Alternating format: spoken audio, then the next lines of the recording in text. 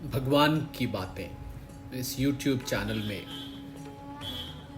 भगवान और केवल भगवान की बात होती है। चल रही सीरीज में हमने भगवान शंकराचार्य जी की जीवनी का व्याख्यान उठाया। पहले भाग में हमने भगवान शंकराचार्य जी के जन्म से पूर्व जो सारी घटना घटी उनको लिया।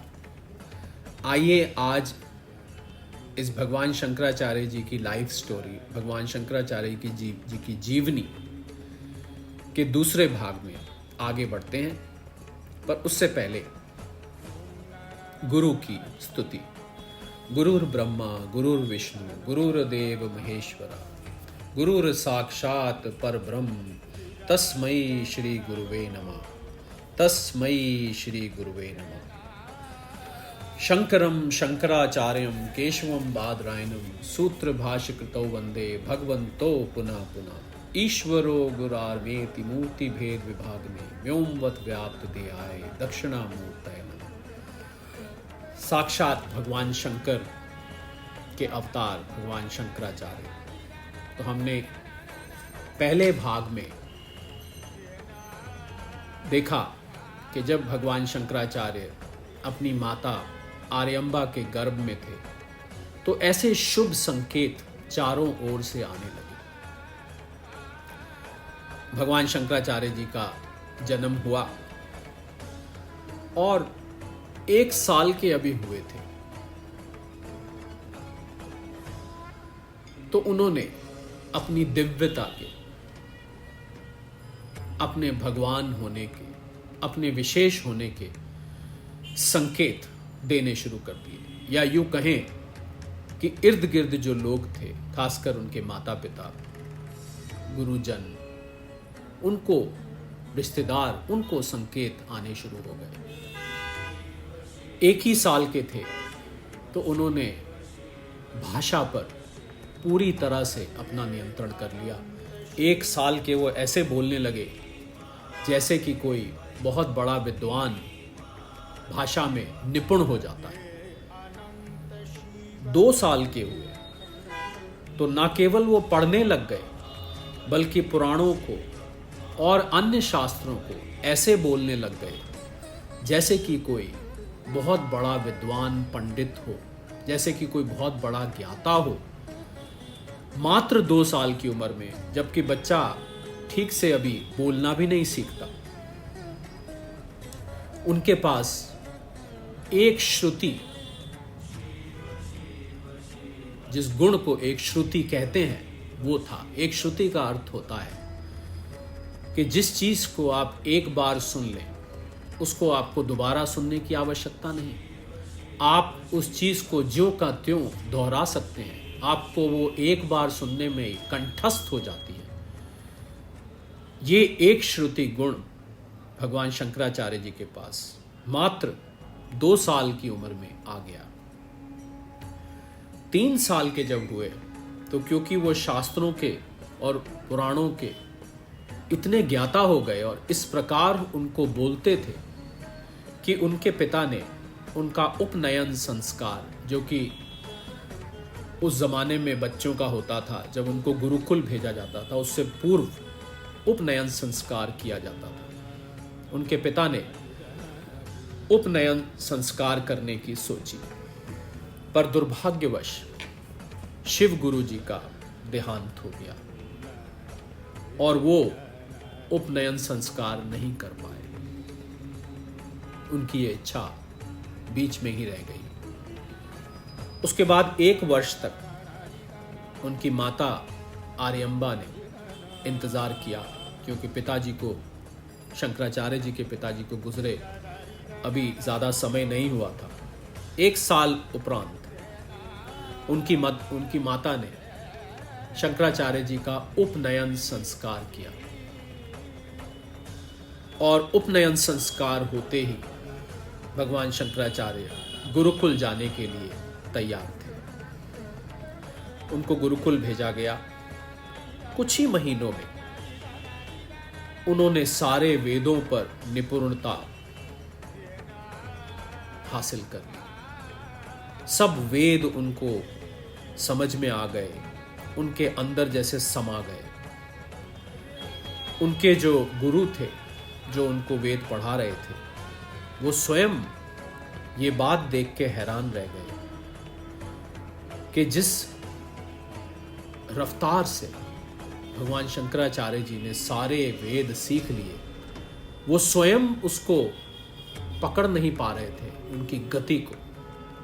और उनको अपने ऊपर ही शर्म आती थी कि मैं यहाँ कितने साल से पढ़ाता हूँ, पर जिस रफ्तार से भगवान शंकराचार्य जी ने सारे के सारे वेद और जो भी वो पढ़ाते थे उनको पकड़ लिया, ऐसा लगा कि गुरु से ज़्यादा भगवान शंकराचार्य जी सीख गए।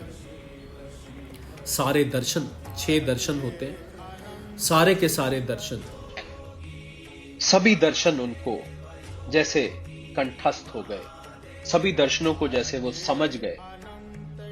हालांकि उनकी निष्ठा अद्वैतवाद में विशेष थी।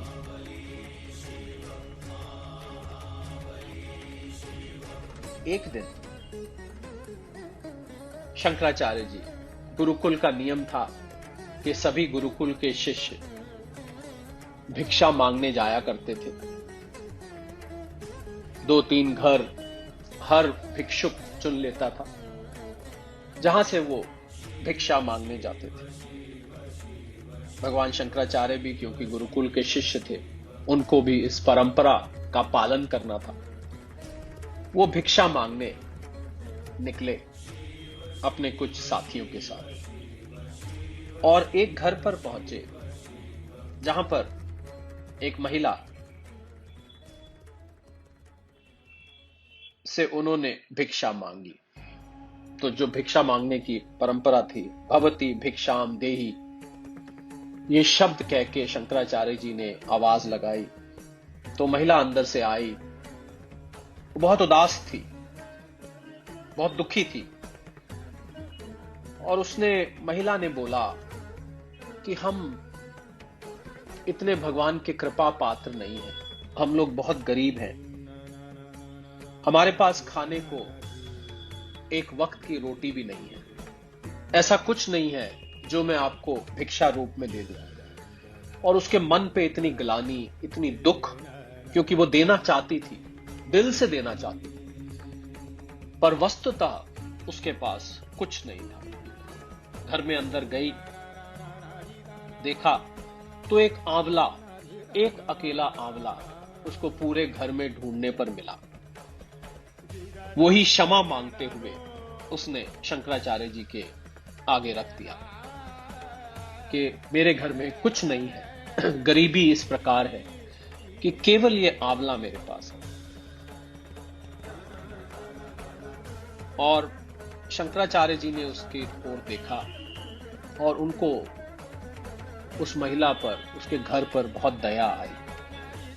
छोटे से शंकराचार्य जी वो भाव विभोर हो गए और उन्होंने वहीं तुरंत एक मंत्र की रचना करी जिसको कनक धारा स्तोत्र कहते हैं। और वो मंत्र लक्ष्मी जी के लिए था। उन्होंने लक्ष्मी जी से प्रार्थना करी और लक्ष्मी ऐसी प्रार्थना थी, इतनी शुद्ध हृदय से प्रार्थना थी। हालांकि हम सब अब जान गए हैं कि शंकराचार्य जी कौन है, पर एक बालक की प्रार्थना सुनकर लक्ष्मी जी प्रकट हो गई और लक्ष्मी जी ने उनसे कहा कि मैं आपकी प्रार्थना से बहुत प्रसन्न हूं, मांगिए आप क्या चाहते हैं। शंकराचार्य जी ने कहा कि मैं इस गरीब महिला की ओर देखकर कि मैं चाहता हूं कि इसका घर आप धन धान्य से भर दें, इसको गरीबी दूर कर दें, इसका दारिद्र आप दूर कर दें।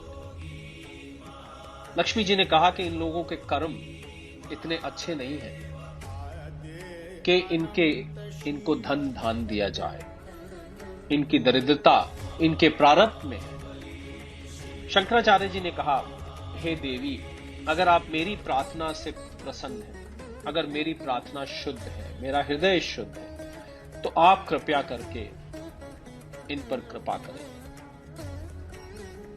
और लक्ष्मी जी ने तुरंत उस घर के अंदर सोने के आंवले चारों तरफ भर दिए। अंदर मुड़ के जब उस महिला ने देखा तो चारों तरफ स्वर्ण के आंवले उनके घर में थे।